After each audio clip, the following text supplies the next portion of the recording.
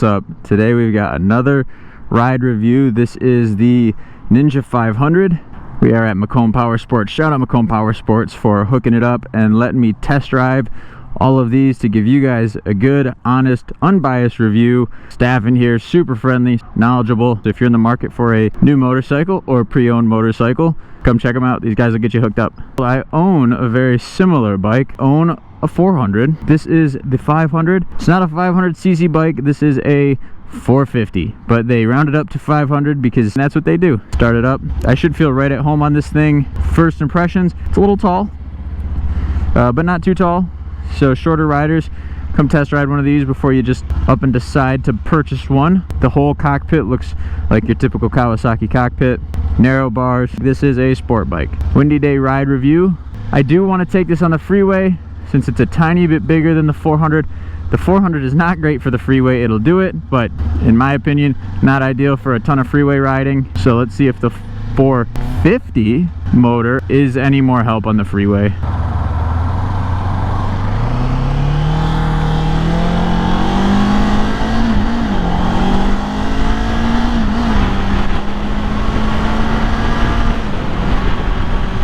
So it is a little bit windy, but I don't feel like I'm being thrown around too much.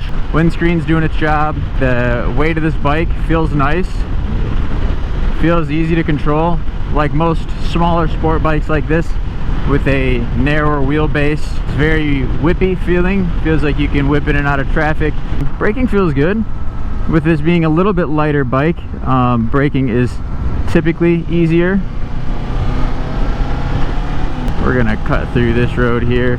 Shifting feels good, not super clunky, but it feels good. I mean, I can feel very distinctly through my riding boots that I'm shifting up and down a gear. But you also have a gear indicator on this display here, which is cool. A lot of the new bikes are doing that, which is cool, especially for beginner riders. The seating position is pretty comfortable. The suspension is actually not that bad. Over these bumps, I don't feel like I have to stand up or I'm gonna die.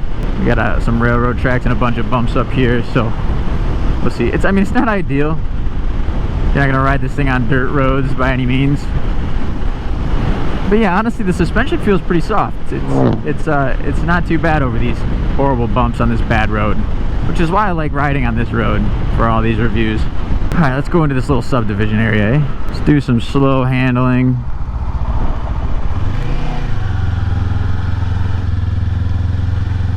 Feels good. The acceleration feels nice. It does feel like it has a little bit more low-end power. Like in my first, second, and third, it feels like it's got a little, and I could be wrong, but it feels like it's got a little bit more power there for the acceleration. I don't know about the top end yet. I will once I get on the freeway. But slow, it's not too bad. I know a lot of these sport bikes at slow speeds with the RPMs running a little bit lower doesn't feel great, but this doesn't feel bad.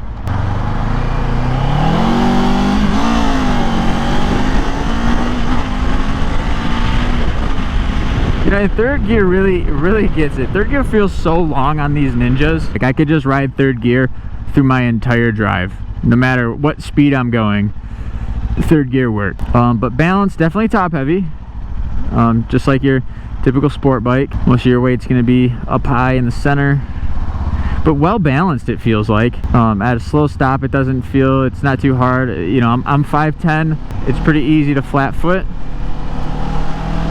So stop and go isn't horrible. And the low end is pretty nice, so accelerating from a stop isn't horrible. I think I need to be over there. I'm gonna cut in here. Thanks, appreciate it. It accelerates pretty quick though, so if you're looking for something that's got a little bit of a get up and go, this could be a good bike. It's not going to neutral there. So this doesn't feel like it's gonna be able to hang with the 650 as far as power. I mean, it is pretty distinctive that this does not have as much power as the 650. So if you're looking for something that packs a big punch, this might not be it. For a beginner though, like I said, this is, I recommend the Ninja 400 for everybody. I think it's one of the best beginner bikes. I don't even know if they're manufacturing anything smaller than this in the Ninja line. So this may be our only option. And it's still not bad. Like I said, it's only just over 50 cc's bigger than the Ninja 400. So it's not a huge jump there, but still a lot of power. Like I say in all these videos, any amount of power can get you hurt or in trouble. So even though it's not a ton more than the 400, any bit more is still more. So for my beginners, a good option. It doesn't feel like it's going to throw me off the back end, which is always nice.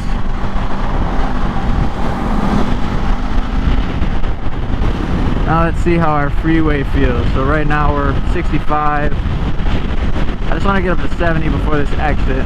And honestly, it doesn't feel bad.